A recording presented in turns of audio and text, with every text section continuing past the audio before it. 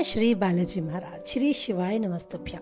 ईश्वर की कृपा आप सब पर बनी रहे। सिंह राशि, बात करते हैं मार्च 2024। क्या कुछ लिखा है समय ने सिंह राशि से जुड़े जातकों के जीवन में, आइए जानते हैं।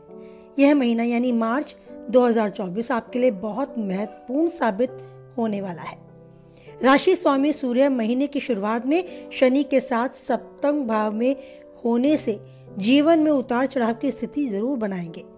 आपके कार्य क्षेत्र में या आपके निजी जीवन में, दोनों में ही आपको उतार चढ़ाव की स्थिति का सामना करना पड़ सकता है।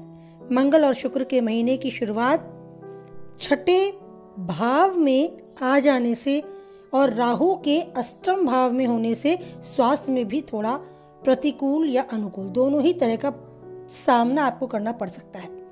हालांकि देवगुरु बृहस्पति आपके बीच बीच में राहत प्रदान करने का कार्य करेंगे, फिर भी आपको अपनी ओर से समस्याओं पर विजय पाने के लिए प्रयासरत रहना होगा। विदेश से जुड़े हैं तो उसकी में भी यात्रा का योग है और यात्रा सुखद भी है। हालांकि आपके खर्चे इस महीने काफी बढ़ सकते हैं। आपसी संबंधों में भी उतार चढ़ाव का सामना करना पड़ सकता है। आपके सहयोगी भी आपसे रुष्ट हो सकते हैं। प्रेम संबंधों में निरंतरता बनी रहेगी, जबकि वैवाहिक जीवन थोड़ा तनावपूर्ण स्थिति में आ सकता है। आपको सावधान रहना होगा। अगर विस्तार में बात करें आपके कार्य क्षेत्र की, तो दशम भाव में स्वामी शुक्र महाराज महीने की शुरुआत में आपके छठे भाव में मंगल महाराज के साथ विराजमान रहेंगे। कार्य क्षेत्र में खूब मेहनत करने का आपका जज्बा वो बनाए रखेंगे। नौकरी में है तो भी बहुत अधिक प्रयास, बहुत अधिक मेहनत करनी पड़ेगी। लगभग 7 मार्च को शुक्र दशम भाव में आ जाएंगे और मंगल भी 15 मार्च तक दशम भाव में आ जाएंगे। इससे आपके कार्य क्षेत्र में काफी अच्छा लाभ हो सकता है और नौकरी में भी आपको राहत मिल सकती है।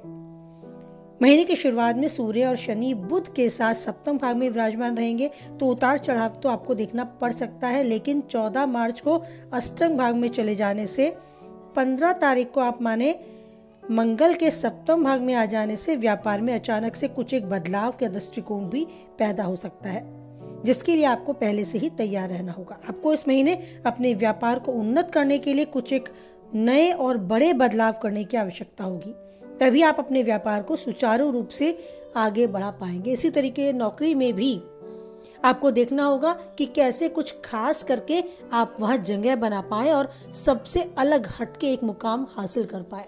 अगर आप प्रमोशन चाहते हैं तो उसके लिए भी आपको कड़ी मेहनत करके अपने आप को साबित करने का समय ये मार्च 2024 देगा। आर्थिक दृष्टि से देखें तो मिला जुला रहेगा ये 2024 का मार्च।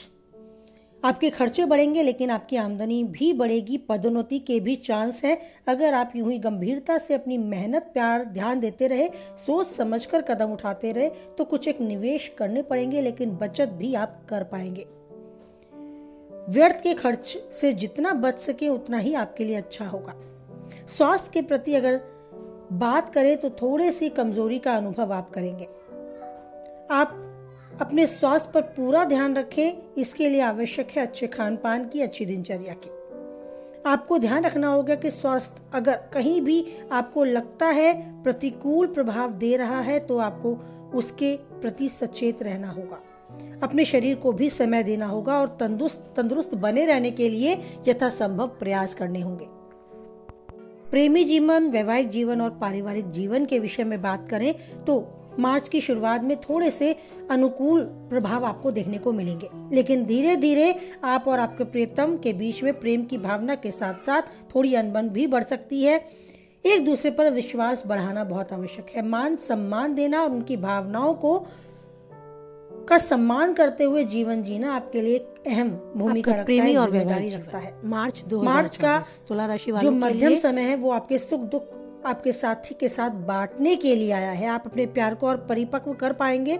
विवाहित जातकों की बात करें तो थोड़ा तनाव होगा, लेकिन मार्च की एंड तक वो तनाव की स्थिति खुद ब खुद स्वतः ही दूर होती आपको नजर आएगी।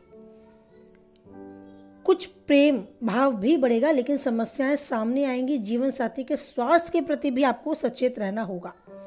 थोड़ी एक उलझनों के साथ साथ कुछ हद तक सही और कुछ कह सकते हैं अनबन भरा ये समय आपका आपके जीवन साथी के साथ रहना होगा, लेकिन आपको ध्यान रखना है कि जीवन में मधुरता बनाए रखने के लिए खुद की जिम्मेदारी ले, रिश्तों को सुलझाने के लिए, रिश्तों को चलाने के लिए। तो अपनी बातों से, अपने विचारों से, अपने जीवन साथी से अच्छे से संबंध बनाकर रखें।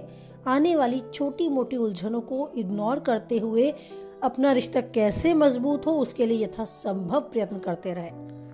पारिवारिक जीवन के दृष्टिकोण से देखें तो तब भी आपको थोड़ा उतार चढ़ाव का सामना करना पड़ेगा। मानकर चले बृहस्पति की दृष्टि आपके पंचम भाग में रहने पर आपका संतान और भाई बहनों के साथ सुख का योग है। सुख और आपसी सामंजस्य आपको देखने को मिलेगा। लेकिन चतुर्थ भाव में स्वामी मंगल के महीने की शुरुआत छठे भाव में होने से संपत्ति संबंधी विवाद भी जन्म ले सकते हैं। परिवार में कुछ एक अशांति भी हो सकती है, लेकिन महीने के उत्तरार्ध तक सब चुनौतियों में कमी आती जाएगी और सब कुछ सुख शांति का वास आपको नजर आने लगेगा। हालांकि इस पूरे महीने आपके माता पिता के स्वास्थ्य में भी आपको थोड़ी गिरावट देखने को मिल सकती है, तो आपको ध्यान रखने की बहुत ही आवश्यकता है। बात करें उपाय की।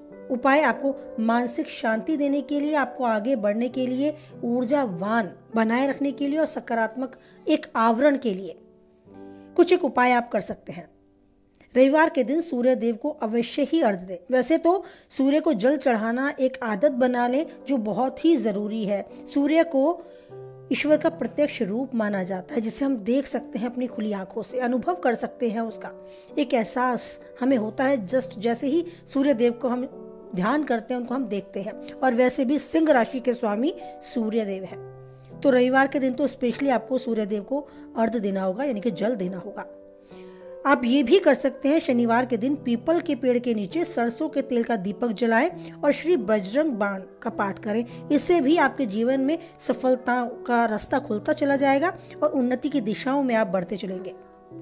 ये 2 उपाय आप करके देखें, आपके जीवन में काफी कुछ जो आपको लगता है सही नहीं है वो सही होता आपको नजर आने लगेगा। आप जीवन के हर पल को अच्छे से जिएंगे, जो चाहते हैं वही करेंगे और वही पाएंगे। उन्नति के शिखर तक यूं ही बढ़ते जाएंगे। भूलकर भी ना छोड़ें ईश्वर से विश्वास, क्योंकि अगर है ईश्वर पर अटूट विश्वास तो माने कोई हो या ना हो, ईश्वर होता है आपके साथ। बोलिए जय बालाजी महाराज, जय माता दी।